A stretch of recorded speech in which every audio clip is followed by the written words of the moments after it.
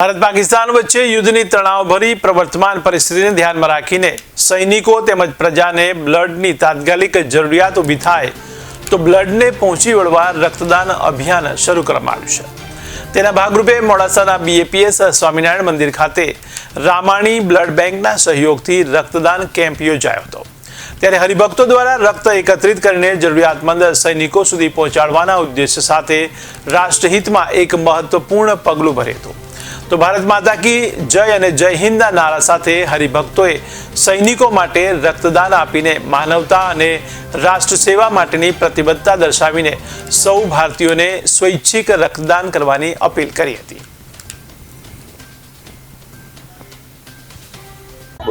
મનીષ પ્રજાપતિ અત્યારે દેશની અંદર પાકિસ્તાન ભારત વચ્ચે જે તણાવભરી પરિસ્થિતિનું નિર્માણ થયું છે એમાં કંઈ પણ વસ્તુ બની શકે છે। જો કે યુદ્ધ વિરામનો સંકલ્પ ગઈકાલે જાહેર કર્યો છે સરકારે, છતાં પણ બધી રીતે સરકારે સાવચેતીના પગલાં લેવાનું પણ સૂચન કરેલ છે।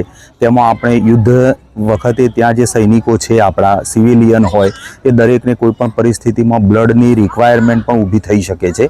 તો સરકારે સાવચેતી અને અગમચેતીના પગલાં રૂપે જે તે બ્લડ બેંકો અથવા બ્લડ ટ્રાન્સફ્યુઝન કરતી દરેક સંસ્થાઓને પણ સૂચનો કર્યા છે કે આપણે બ્લડ એકત્ર રાખવું। હવે બ્લડ કોઈ મહેશ્વરસિંહ હિતેન્દ્રસિંહ રાજપુરોહિત આજે બીએપીએસ મંદિરના પ્રાંગણમાં સંતોની આજ્ઞાથી એક સરસ મજાનું આયોજન અહીંયા બ્લડ ડોનેશનનું આયોજન કરવામાં આવ્યું છે। કાર્યકર્તાઓને સ્વામી આજ્ઞા કરી અને તમામ કાર્યકર્તાઓ અહીંયા બ્લડ ડોનેશનની અંદર જોડાયા છે।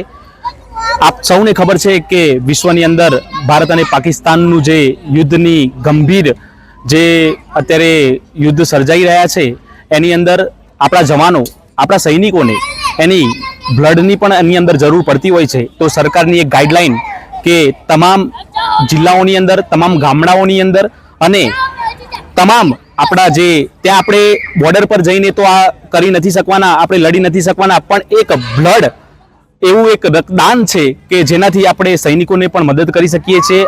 આજને દેશની જે પરિસ્થિતિ જે છે એને અનુલક્ષીને સરકારશ્રી તરફથી અમારે આદેશ આપ્યો છે કે કોઈ પણ આવી પરિસ્થિતિની અંદર, યુદ્ધની પરિસ્થિતિની અંદર જ્યારે સિવિલિયન હોય કે આપણા સૈનિકો હોય એને સાપેક્ષ પરોક્ષ રૂપે મદદરૂપ થવા માટે આપણે રક્તદાન કરીએ। આ રક્તદાનના ભાગરૂપે અમે છેલ્લા 2 દિવસથી અભિયાન